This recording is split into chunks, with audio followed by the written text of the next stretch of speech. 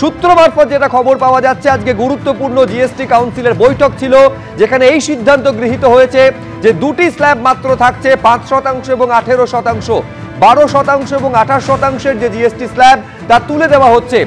15ই August আপনারা জানেন যে লালকেল্লা থেকে এই গুরুত্বপূর্ণ ঘোষণা প্রধানমন্ত্রী করেছিলেন যে দীপাবলিতে দেশবাসীর জন্য উপহার আসতে চলেছে, এবং তারপরই এই নির্দেশ, এই একটা প্রস্তাব দেওয়া হয় সরকারের পক্ষ থেকে, একটা প্রস্তাব যায় যে জিএসটি স্ল্যাবের ক্ষেত্রে আরো বেশি রিলিফ কিভাবে দেওয়া যেতে পারে। তারপর আজকে গুরুত্বপূর্ণ বৈঠক, যেখানে এই সিদ্ধান্ত হয়েছে যে 12% এবং 28%-এর জিএসটি স্ল্যাব উঠে যাচ্ছে, শুধুমাত্র 5% এবং 18%-এর জিএসটি স্ল্যাব থাকছে। ফলে কোন কোন জিনিসের দাম সস্তা হচ্ছে আরো, সেদিকে অবশ্যই আরো কিছু সময়ের মধ্যে সেটা স্পষ্ট হবে। 22 सितंबर माने, तो जो ये ऑपोजिशन कह रही थी, ऑपोजिशन कह रही थी कि हमें आप नहीं की, नहीं सबसे बात किया गया। 18 पे तय हुआ है। 8 घंटे यदि बैठे हैं तो सबकी बात ही सुनी गई। तो जो कहते रेवेन्यू सम्राट जी, रेवेन्यू लॉस की बात हो रही थी, जो कहते रेवेन्यू सब पे बात हो गई, सब पे बात हो गई, सबकी सहमति मिल गई। मुझे एक बात बताइए, 5 और 18% का स्लैब अप्रूव, सबकी सहमति हो गई। 5 और 18 का स्लैब अप्रूव हुआ सम्राट जी। নিঃসন্দেহে একটা স্বস্তির জায়গা তৈরি হচ্ছে যে নিত্য প্রয়োজনীয় এরকম 100টিরও বেশি জিনিস তার দাম কমতে পারে। প্রায় 175টি দ্রব্য তার দাম কমতে পারে বলে মনে করা হচ্ছে, যেগুলি নিত্য প্রয়োজনীয় জিনিস। তবে বেশ কিছু জিনিসের দাম বাড়তে পারে, যেমন তামাকজাত দ্রব্য, ক্ষতিকারক দ্রব্য যেগুলো, সেগুলোর ক্ষেত্রে দাম বাড়তে পারে। কিন্তু সাধারণ মানুষের সুরাহা অনেকটা হতে চলেছে, যেভাবে শুধুমাত্র দুটি স্ল্যাবের কথা সিদ্ধান্ত হয়েছে আজকে জিএসটি কাউন্সিলের বৈঠকে। শুধুমাত্র 5% এবং 18% এই দুটো স্ল্যাব থাকছে, 12% এবং 28% জিএসটি স্ল্যাব উঠে যাচ্ছে।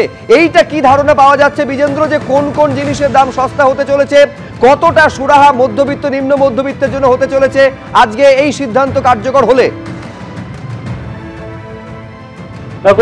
আজকে যে সিদ্ধান্ত নেওয়া হয়েছে সেটা বোঝা যাচ্ছে কি বিশেষ করে ইলেকট্রনিক গুডসগুলো রয়েছে, যেমন এসি, ফ্রিজ, টিভি, যেখানে বেশি পার্সেন্টেজ ট্যাক্স ছিল সেসব 5%-এর মধ্যে চলে আসবে, সেটাতে সুবিধা পাবেন।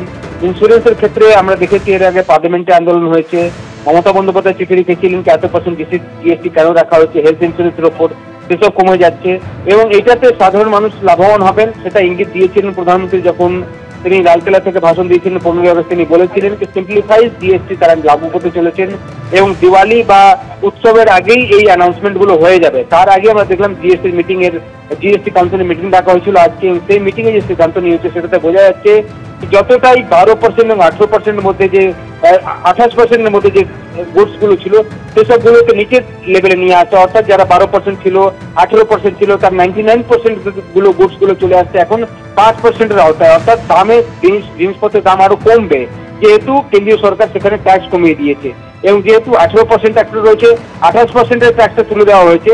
28%-এর যে ট্যাক্স গুলো ছিল সেটা 18-তে চলে আসবে এবং কিছু 2 বা 3% এরকম প্রোডাক্ট শুরু রয়েছে যেটা চলে যাবে 40%-এর আওতায়। অর্থাৎ 18% এবং 5% এই দুটো জিএসটি রেটে এখন থাকবে এবং বারবার বিরোধীরা দাবি করছিলেন যখন থেকে জিএসটি ইমপ্লিমেন্ট করা হয়েছিল।